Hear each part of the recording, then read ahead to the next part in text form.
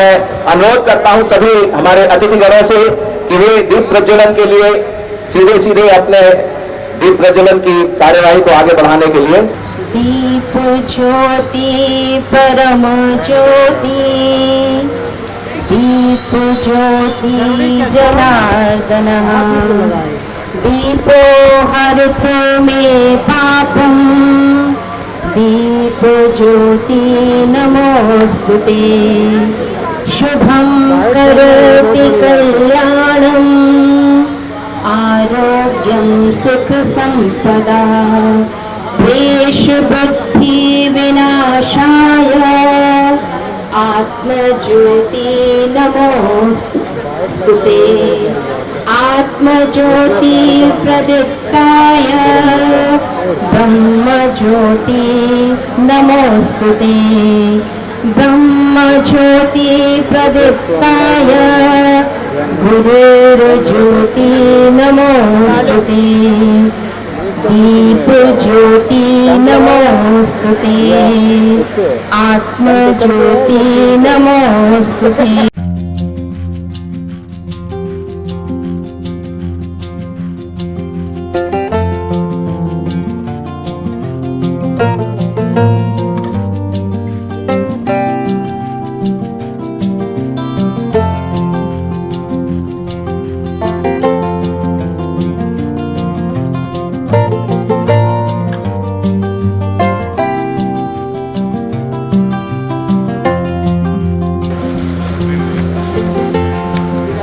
ये एक तरह का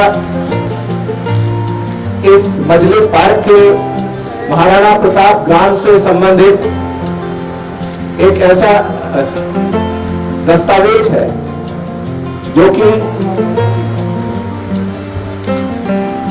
यहाँ के समग्र रूप से क्या कार्य किए गए हैं इसमें समाहित किए गए हैं, संकलित किए गए हैं।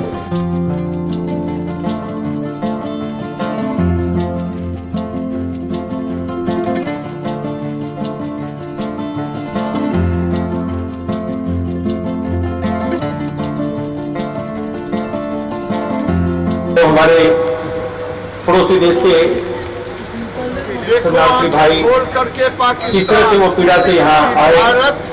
मैं इसमें एक चीज और जोड़ूंगा। भारत वंशी खड़ा है। रामायण, गीता, कुरान, गुरु ग्रंथ साहिब होठों पर, लेकिन सबसे पहले हर एक दिल में हिंदुस्तान रहे, लेकिन सबसे पहले हर एक दिल में हिंदुस्तान रहे। आज के अवसर पर सर्वप्रथम इस बस्ती को प्रणाम करता हूं।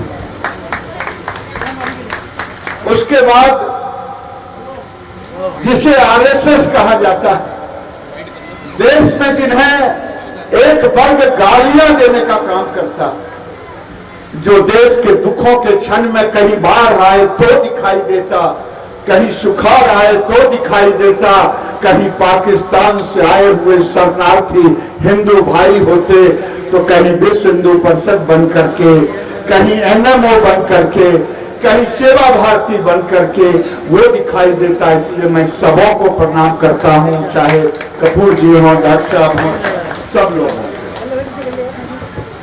जितेंद्र जी तो जितना देर सुनाते मैं सुनता, वो भले अब अपना बंद कर दिए होंगे, मैं मानता हूं, लेकिन मैं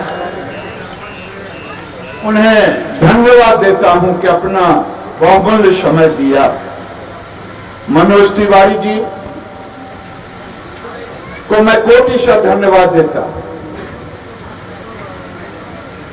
मानवर एक संत भाव में निज मित्रानंद जी ने अपनी वाणी से जो मानवता प्रेम की बात की कि अगर एक लकड़ी, एक आदमी, एक अमली एक इकट्ठा हो जाए तो क्या नहीं कर सकता।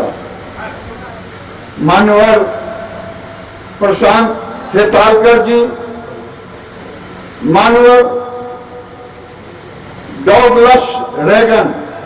डॉगलस रेगन ने तो बंद कर लिया होगा, संजय जी ने मेल किया और मेल करके कहा था कि पूरी दुनिया में तुम पाकिस्तानी मुस्लिम विस्थापित को मदद करते हो, क्रिश्चियन विस्थापित को मदद करते हो, लेकिन आज तक कहीं नहीं सुना होगा कि यूनाइटेड नेशन कहीं हिंदू विस्थापितों को भी मदद करता हो। लेकिन मैं धन्यवाद देता हूं, उन्होंने संजय राय जी के इस मेल पर जुड़े हैं और मैं आमंत्रित करता हूं कि आकर के देखो कि पाकिस्तान से कैसे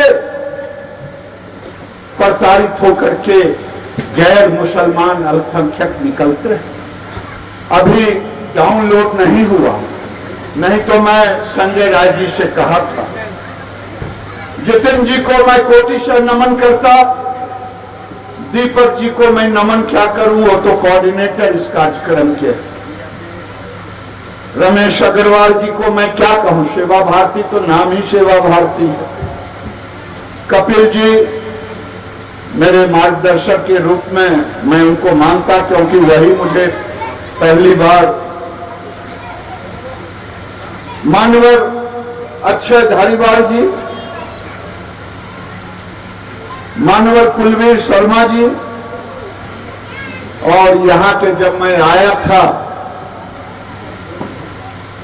तो एक कहा कि ये गांव के मुखिया हैं, इन्होंने ही गांव घुमाया था, मानवर माधोजी ठाकुर। यहां के जनप्रतिनिधि पार्षद के मनीष चौधरी जी, युवा मोर्चा के राष्ट्रीय उपाध्यक्ष संतोष रंजन जी, और अंत में मैं नाम लूं कि ना लूं, कहूं कि ना कहूं, जब मैं माननीय नरेंद्र मोदी जी का जन्मदिन वर्षों से मनाते आया हूं,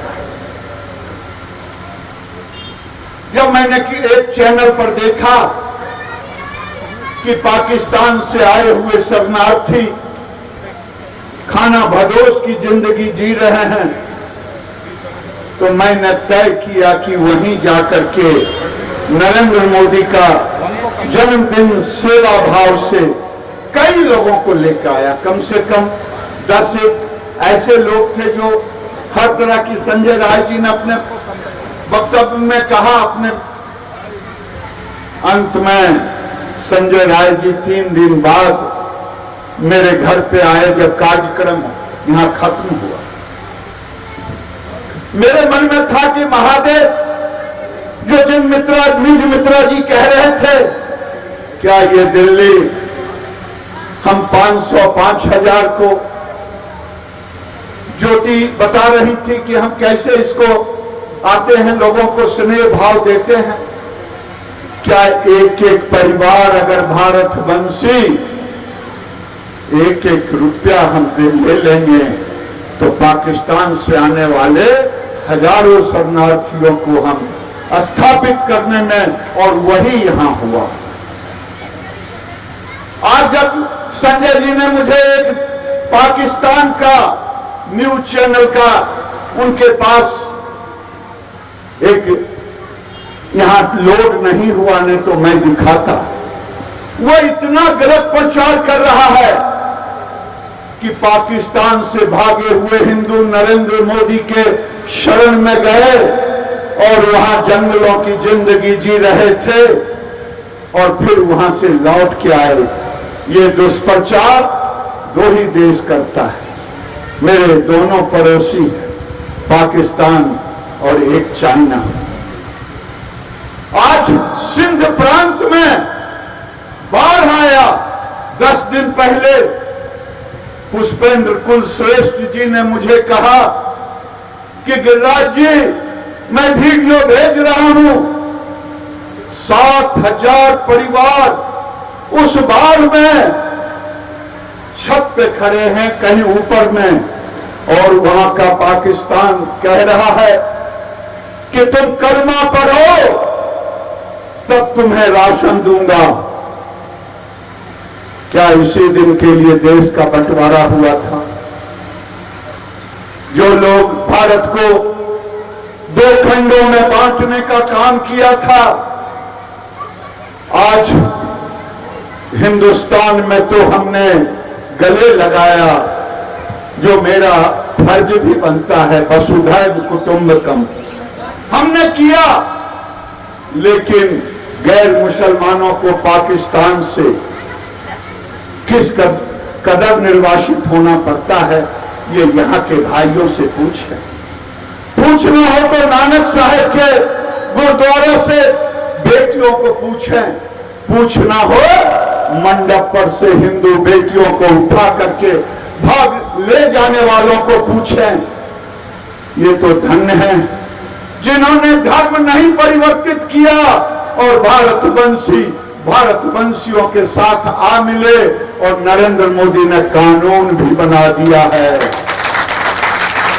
पूरे देश में लोगों को दर्द हुआ, लोगों को पीड़ा हुआ। ये कानून कौन सा था? नागरिकता कानून, सीएए। लेकिन हुआ क्या?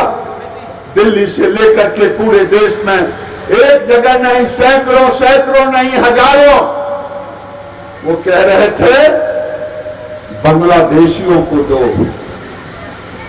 पाकिस्तान और अन्य जगह से जो रोहिंग्या आए हुए हैं, ये तो केवल पाकिस्तान से निर्वासित, प्रताड़ित दुखिया जो वर्षों से दिल्ली के शहरों में, देश के अनेक भाग में, और मैं धन्यवाद दूंगा कि मैं तो मन ही मन कह रहा था कि महादेव अब दिल्ली के हर घर में जा करके इनके साथ जोड़ूंगा। लेकिन संजय राय ने कहा मुझे कि दादा मुझे आप छोड़ दे, मैंने प्लानिंग की, और उन्होंने पूरा नक्शा ला करके मुझे बताया। मैं धन्यवाद देता हूं अच्छे पात्र को। मैंने संघ के तमाम अनुषंगिक क्षेत्रों का चर्चा किया। दीपक जी को धन्यवाद नहीं दूंगा क्योंकि दीपक जी एक पात्र, इसके एक स्तंभ है। जब मैंने अक्षय पात्र स्वामी जी से कहा तो कहा मैं खाना तब तक देता रहूंगा जब तक इन्हें नागरिकता नहीं मिलेगी, तब तक इन्हें भोजन देता रहूंगा। आज संजय जी ने जो कल्पना की है 192 परिवार को विभिन्न रोजगारों से जोड़ने का, चाहे वो रेवड़ी, चाहे वो पटरी पर कोई सामान बेचे, दुकान दें, चाहे 3 व्हीलर लें, वो सब की व्यवस्था की। आज उन्हें उनका अधिकार भी मिले। केवल वही नहीं, ये जो आप सभागार देख रहे हैं, ये वोकेशनल ट्रेनिंग का सभागार है। सुन लो पाकिस्तान से आए हुए कोई हिंदू शरणार्थी, चाहे वो पंजाबी हो, हिंदू हो, जो भी हो, गैर मुसलमान, भारत में तुम्हारे जैसे जिल्लत की जिंदगी नहीं जिएगा। भातृ प्रेम के साथ गले लगा करके उन्हें जीवन जीने का रास्ता देने का काम करें। आकर के देखना है तो देखो, ये भाव दिल्ली के लोगों के अंदर एक प्रेम भाव जगा है। मैं ज्यादा कुछ नहीं कहूंगा। मित्रों, दुष्प्रचार, मैं मीडिया के मित्रों से कहना चाहूंगा कि आप इसका डॉक्यूमेंट्री बना करके पाकिस्तान को दिखा दें कि देखो पाकिस्तान नफरत नहीं प्रेम के कारण क्या होता है। मेरा निवेदन है, आज नरेंद्र मोदी के जन्मदिन पर मैं ज्यादा कुछ नहीं कहना चाहता, क्योंकि सेवा सप्ताह के रूप में पहले भी मनाते रहा हूं, आज भी मना रहा हूं, आगे भी मनाते रहूंगा। भगवान करे नरेंद्र मोदी शतायु केवल उम्र से ना हो, शतायु भारत के सेवा करते करते हो, जिसमें एक तरफ देश की सुरक्षा भी करे और दूसरे तरफ भारत के अंदर जो भारत विरोधी ताकतें हैं, उन ताकतों को भी हम नाकाम कर सकें। आज के जन्मदिन के अवसर पर मैं सबों को कोटिशः धन्यवाद देता हूं।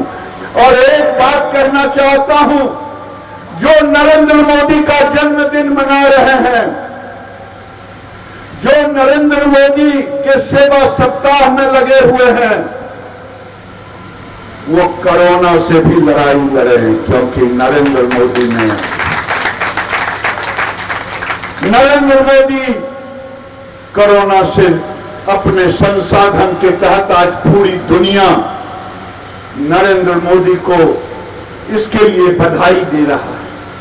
चाहे ब्राजील हो, चाहे फ्रांस हो, चाहे अमेरिका हो, दुनिया के सभी देश।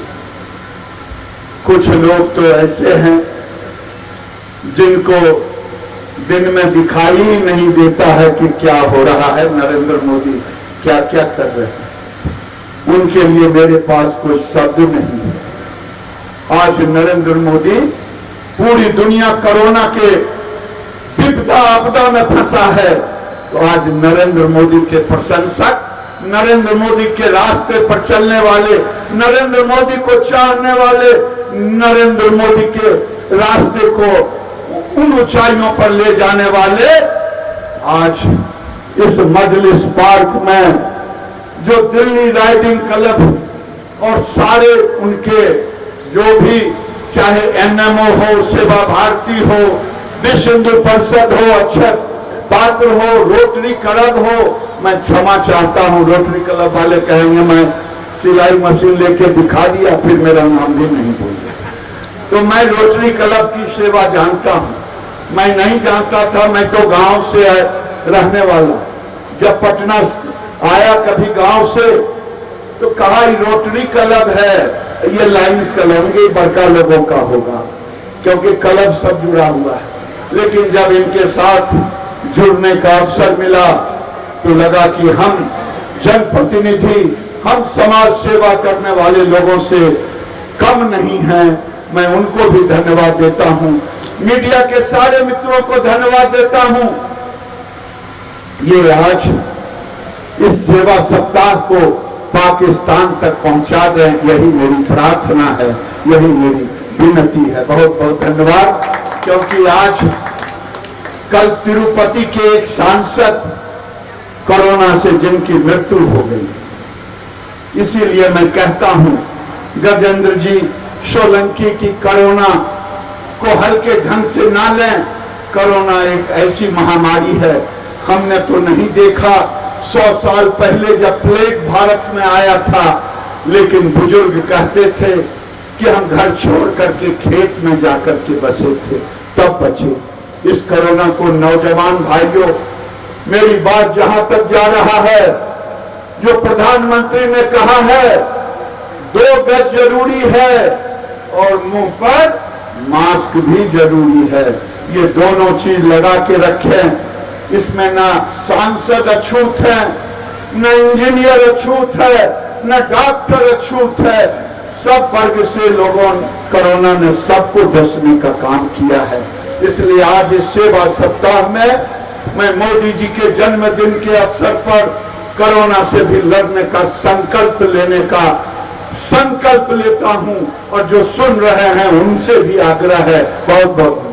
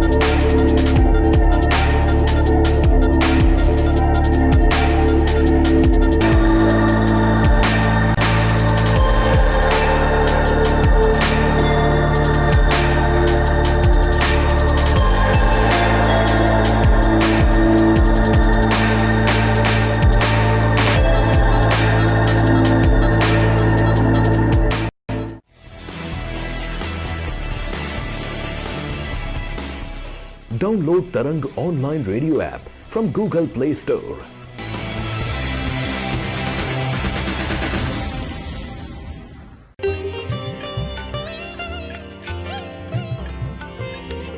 You are listening to Tarang Devotional Online Radio.